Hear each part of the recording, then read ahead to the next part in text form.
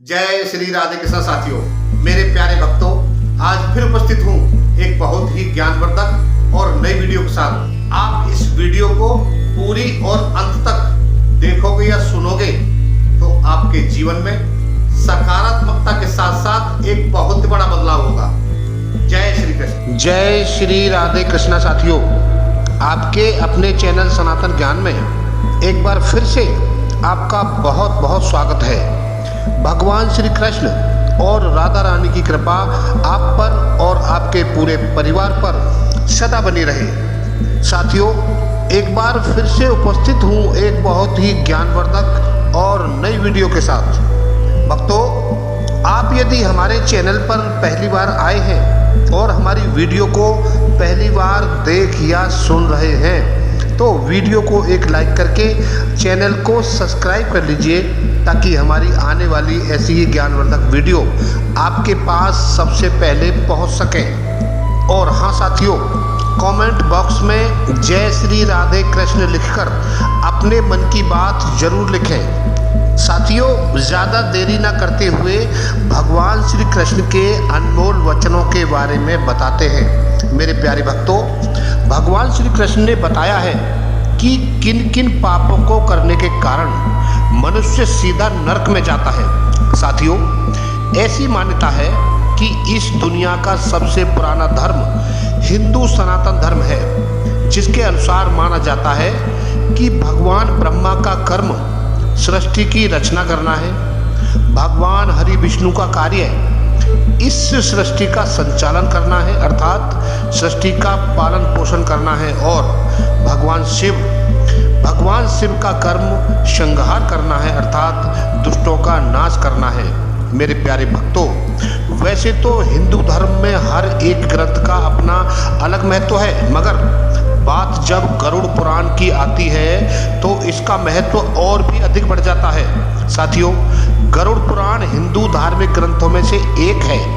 वैष्णव संप्रदाय से संबंधित गरुड़ पुराण सनातन धर्म में मृत्यु के बाद सद्गति प्रदान करने वाला माना जाता है। इसीलिए सनातन धर्म हिंदू धर्म में मृत्यु के बाद गरुड़ पुराण का सुनने का प्रावधान है।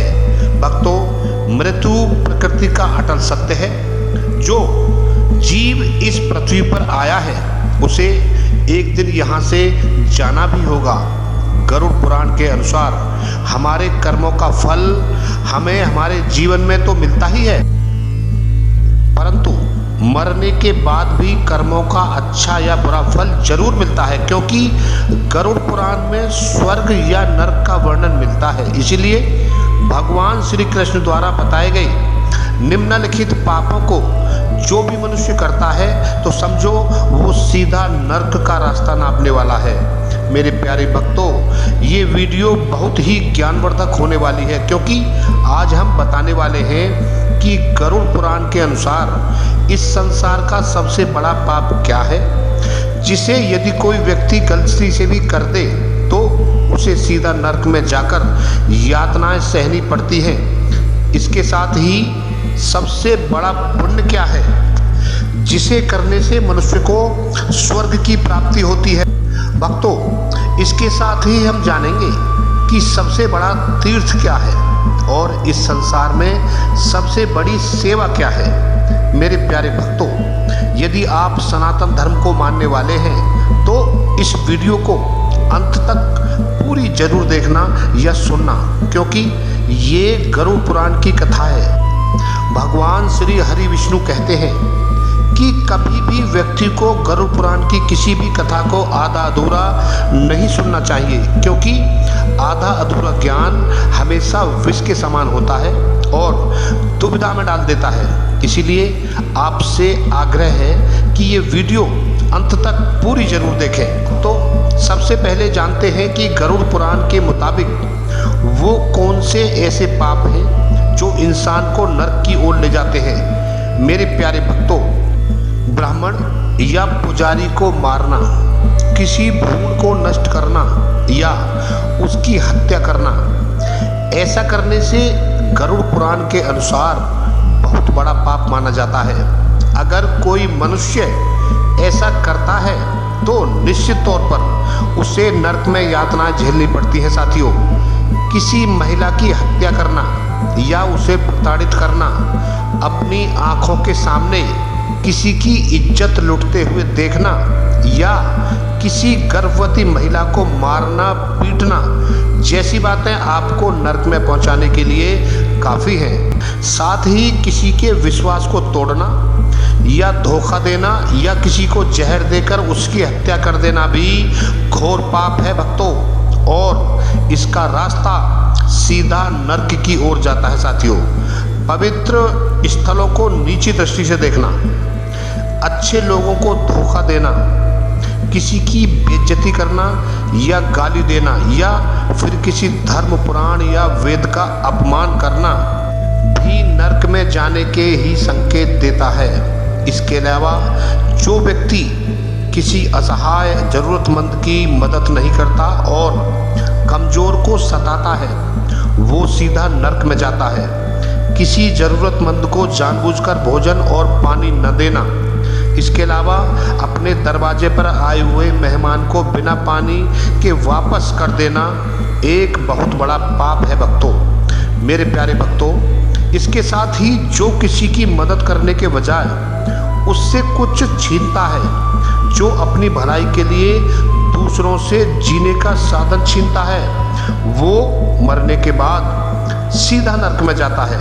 मेरे प्यारे भक्तों, जो व्यक्ति शराब और मांस की बिक्री में शामिल होता है या फिर कोई महिला या पुरुष अपने जीवन साथी के अलावा किसी और के साथ रहते हैं तो उसे गरुड़ पुराण के अनुसार नर्क की प्राप्ति होती है। इसके अलावा साथियों, अपनी संतुष्टि के लिए जानवरों की हत्या करना सबसे बड़ा पाप है। ऐसा करने वाला सीधा नर्क में जाता है। साथ ही किसी राजा या विद्वान की पत्नी पर बुरी नजर रखता है या किसी लड़की को गाली देता है या किसी निर्दोष की निंदा करता है तो वो भी व्यक्ति निश्चित रूप से नर्क में ही जाता है भक्तों। इसके अलावा किसी की झूठी गवाही देना, किसी निर्दोष को फंसाने के लिए अपनी सच्चाई का प्रदर्शन करना आदि बुराई के हाथों में सत्य बेचने के समान होता है भक्तों। इसके साथ ही छोटे हरे पौधे या कच्ची फसल को काटना और प्रकृति के नए जन्म का विनाश करना गरुड़ पुराण के अनुसार पाप की श्रेणी में आता है। मेरे प्यारे भक्तों, किसी विधवा की पवित्रता को नष्ट करना भगवान की नज़रों में पाप है। ऐसा करने वाले को स्वर्ग में नहीं बल्कि नर्क में जगह मिलती है। पत्नी और बच्चों की जरूरत को अनदेखा करना, पूर्वजों की उपेक्षा करना इंसान को नर्क में ले जाता है भक्तों। जो व्यक्ति भगवान विष्णु, भगवान गणेश, भगवान सूर्य और माता दुर्गा का सम्मान नहीं करता और जो देवी देवताओं की पूजा नहीं करता वो भी नर्क में जाता है। तो प्यारे भक्तों, इसके अलावा जो किसी महिला की इज्जत लूटने के इरादे से उसे शरणार्थी के तौर पर आश्रय देता है और उसकी आड़ में जो पाप करता है वो सबसे बड़ा पापी होता है। मेरे प्यारे भक्तों, अब हम जानते हैं कि इस दुनिया का सबसे बड़ा तीर्थ स्थल क्या है। हम आपको बता दें कि जहां लोग परिक्रमा, पूजा पाठ, स्नान, मुंडन आदि कार्यों के लिए जाते हैं, हम सभी जानते हैं कि उस पवित्र स्थल को तीर्थ स्थल कहते हैं। 3 शब्दों के स्थल के अनेक अर्थ निकलते हैं। उदाहरण स्वरूप मार्ग, रास्ता, घाट, जलाशय, साधना अथवा मंत्रणा आदि। तीर्थ से तात्पर्य पुण्य कार्य के लिए अर्पित स्थान विशेष से भी है, जो प्राय किसी पवित्र नदी या सरोवर के किनारे बना हो। उपचार, तरकीब, पुण्य, आत्मा, योग, व्यक्ति तथा श्रद्धा का पात्र, ये सब पद भी तीर्थ के अर्थ के रूप में प्रयुक्त होते हैं साथियों।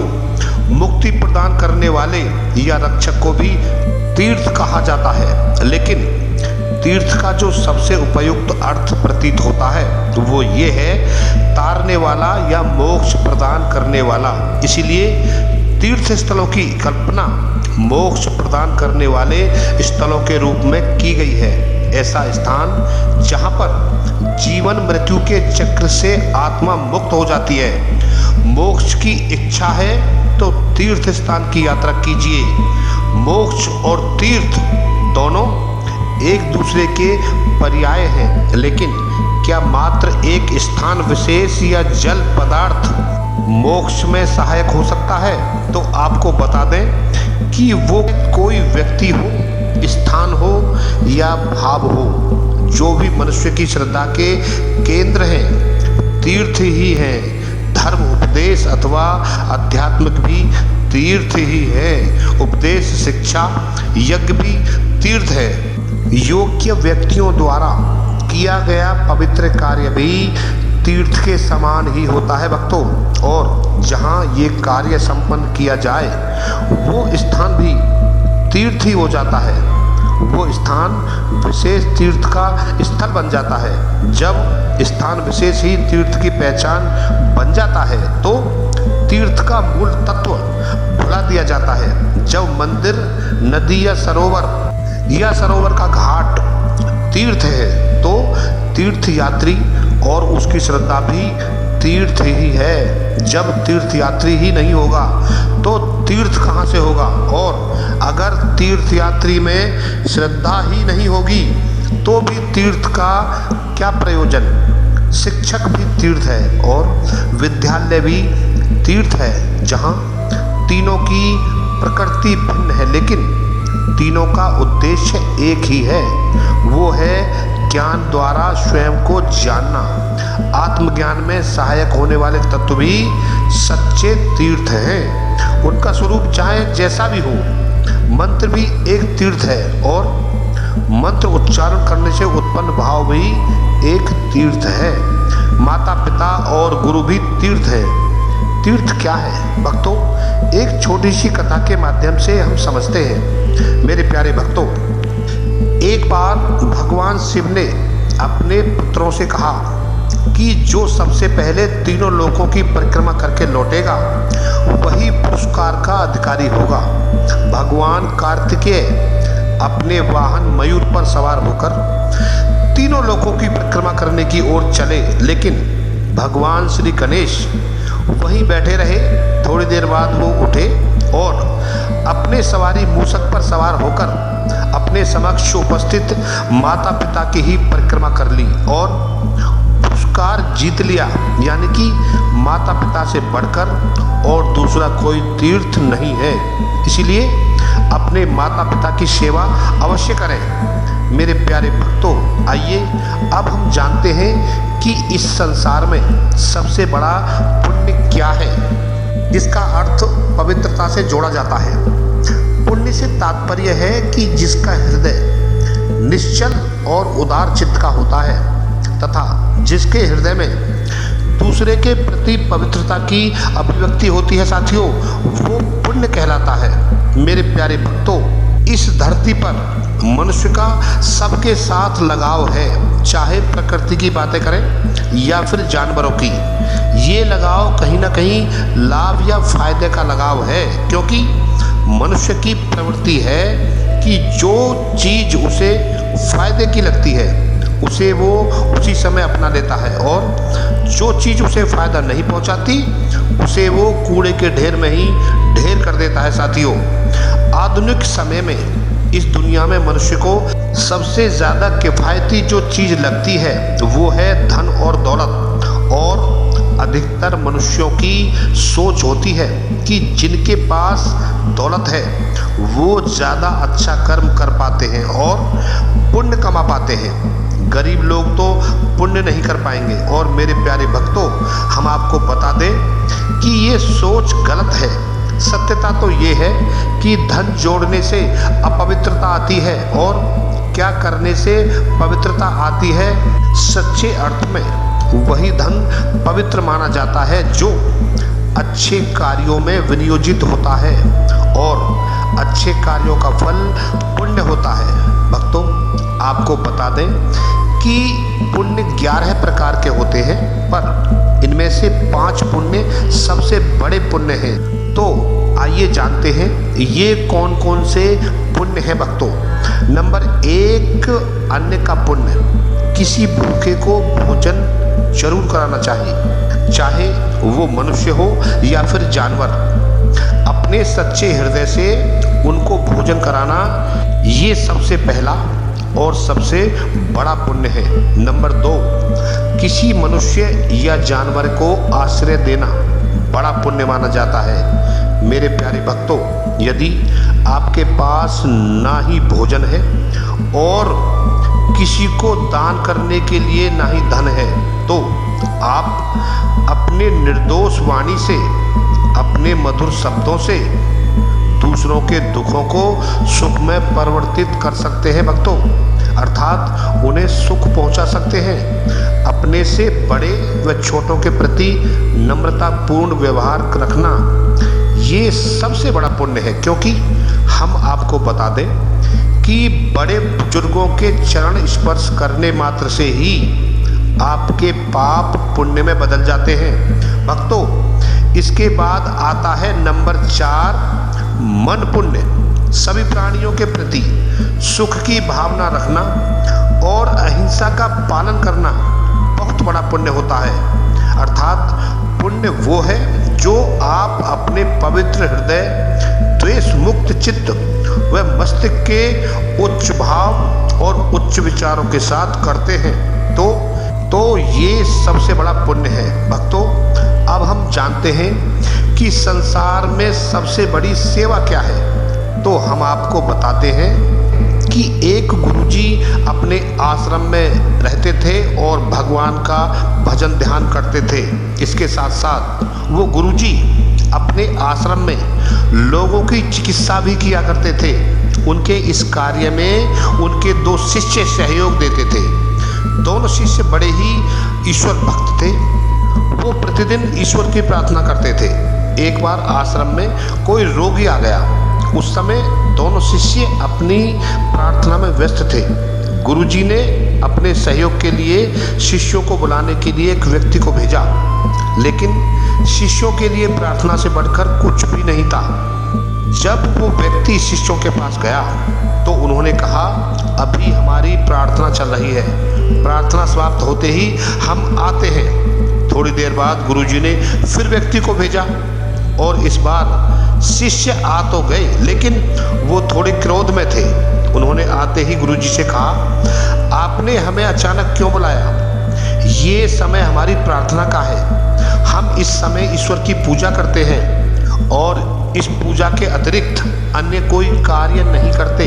तब गुरुजी ने उस रोगी की ओर इशारा करते हुए कहा, मैंने इस व्यक्ति की सेवा के लिए तुम्हें बुलाया है। देवता तो किसी भी समय प्रार्थना स्वीकार कर सकते हैं, लेकिन सेवा करने का समय कभी कभी आता है और सेवा प्रार्थना से भी ऊंची है, क्योंकि देवता भी यदि किसी की सेवा करना चाहे तो नहीं कर सकते, क्योंकि उन्हें भी सेवा करने के लिए मनुष्य शरीर धारण करना होगा। जो मनुष्य सेवा करता है उसकी अल्प समय की प्रार्थना ही देवता स्वीकार कर लेते हैं भक्तों। मेरे प्यारे भक्तों, गुरुजी की बात को समझकर वो दोनों शिष्य अपने किए पर लज्जित हुए और उस दिन से प्रार्थना से अधिक महत्व सेवा को देने लगे। वो समझ चुके थे कि देवताओं की प्रार्थना मनुष्य का आध्यात्मिक कर्तव्य है, लेकिन प्रार्थना के कारण किसी को पीड़ा हो तो देवता भी उस प्रार्थना को स्वीकार नहीं करते। प्रार्थना उसी व्यक्ति की स्वीकार की जाती है जो सेवाभावी हो। मेरे प्यारे भक्तों, इस वीडियो में सिर्फ इतना ही। वीडियो अच्छी लगी हो तो वीडियो को लाइक करके चैनल को सब्सक्राइब जरूर करें। जय श्री कृष्ण।